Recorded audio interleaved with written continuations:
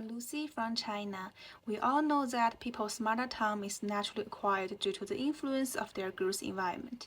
Just like I am born to speak Chinese, Americans are born to speak English. But although we can speak, our mother tongue also needs to be learned. In this video, I will introduce the steps of learning Chinese and how to learn reading and writing in my mother tongue based on my own experience. Learning any language is sequential, and so is Chinese. The first step in learning Chinese is to learn pinyin and tone, which together form the pronunciation of a Chinese character. Sometimes, although the pinyin is same, but the tone is different. There are different pronunciations, more different characters and meanings. For example, if the pinyin shui is pronounced as the third tone shui, it means water. If it is pronounced as the fourth tone shui, it means sleep. There are 23 consonants and 24 vowels in pinyin system. On the surface, there are 26 letters or a combination of letters, but their pronunciation is completely different from that of English letters. The first thing my teacher asked me to do was to memorize each consonant and vowel and know their pronunciation through the Chinese pinyin alphabet. The teacher taught me a very simple and easy way to remember. For example, the shape of the letter A is like a big mouth, and when the mouth is open, it will make a ah sound, so the pronunciation of the vowel ah is ah. She also used the pinyin alphabet sum to teach me, just like this.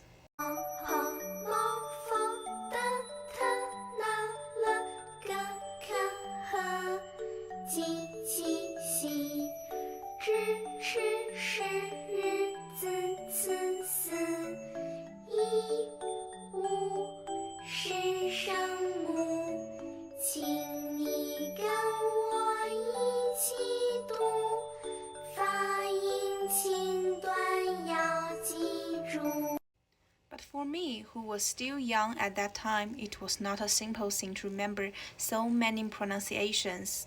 The teacher's dictation and inspection in class every day made me feel more anxious. And pinyin is the most basic in Chinese learning.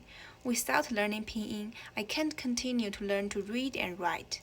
At that time, learning pinyin was a big struggle for me. The second step is to recognize and write Chinese characters. There are tens of thousands of Chinese characters, each of which has a different origin and meaning. Although Chinese characters have many strokes, they also have rules. Every Chinese character has a radical, which generally means meaning and plays an important role in Chinese characters. The association of radical is very important in learning Chinese characters. For example, 火 means fire in Chinese. Therefore, characters with this radical are usually related to fire, hot things, burning, or something similar. 烧 means burning, 烤 means toast, 烫 means something extremely hot. There is a rule called pictographs, which means the shape of a word is similar to its meaning. Chinese characters is one of the oldest characters in the world, have experienced more than 6,000 years of historical evolution. The original shape of Chinese characters was created by people according to the shape of objects. For example, the word mountain was originally painted as a small hill to represent a mountain.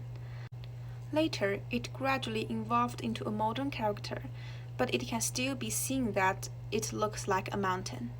For learners, many of Chinese characters can be remembered by associating the shapes of objects and characters.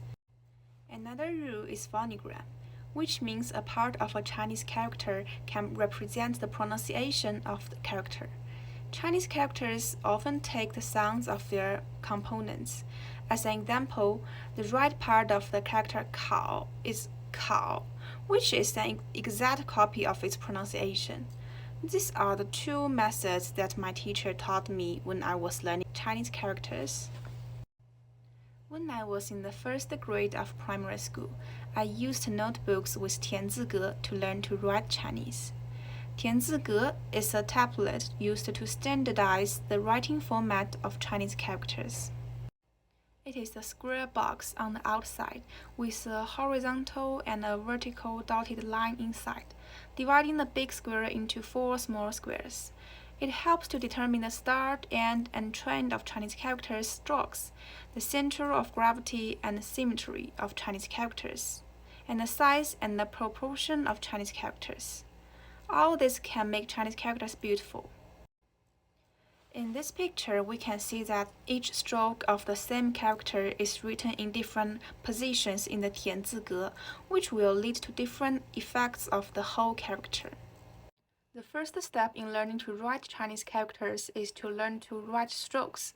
Because every Chinese character is composed of strokes, my teacher first asked me to practice writing strokes one by one in the 田字格. Only by writing these simple strokes well, I can write beautiful Chinese characters.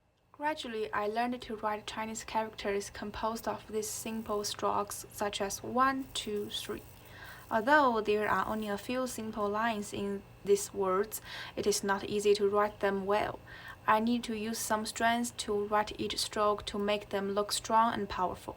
Later, the teacher began to teach me to write slightly more complicated Chinese characters. At the beginning, I often made mistakes, wrote some wrong characters, wrote the strokes in the Chinese characters in the wrong order, or write fewer or more strokes, just like spelling a wrong word in English, more or less a letter. But with the increase of my literary and reading, I would not make these mistakes gradually. The key is to practice more. The last step in learning Chinese is to accumulate. Learning is endless. It is not enough just to speak Chinese and understand Chinese characters. The best way for me to learn to read and write Chinese is to read more and write more. In China, from primary school to high school, Chinese has always been a compulsory course. From childhood to adulthood, I need to constantly learn and accumulate to improve my reading and writing skills. When I am learning my first language, it is necessary for me to form a good habit of keeping diaries. Keeping a diary can help me organize my thoughts into articles, witness the learning process, and I can also show the diary to others, let them give me meaningful suggestions to help me improve. I should also develop the good habit of reading, such as reading a book every week or every month. This will help me increase my knowledge, broaden my horizons, and learn a lot of things that are untouchable in life. It can also learn the writing styles of different authors and apply them to my future writing to improve my thinking and writing skills. Since primary school, my teacher had asked me to keep a diary every day, and she would check and write comments or suggestions for my diary the next day. She also required me to finish reading a book regularly and submit my feelings after reading, which not only urged me to read but also deepened my thinking and understanding of the book. At the stage of learning to recognize and write, I read more storybooks with pinyin. After knowing the Chinese characters, I read some literary works to improve my reading and writing skills. After all, Chinese has been my mother tongue for 20 years and has already formed a very complete language system in my mind. Therefore, although I am studying abroad, Chinese still has a profound impact on me, not only in language but also in thinking. For example, for what the professor said in class, although my ears hear English, my brain will automatically convert into Chinese to understand. I will also remember the professor's examination of the assignment requirements in Chinese instead of the original words he said. In this aspect, my mother tongue is conducive to my understanding and learning.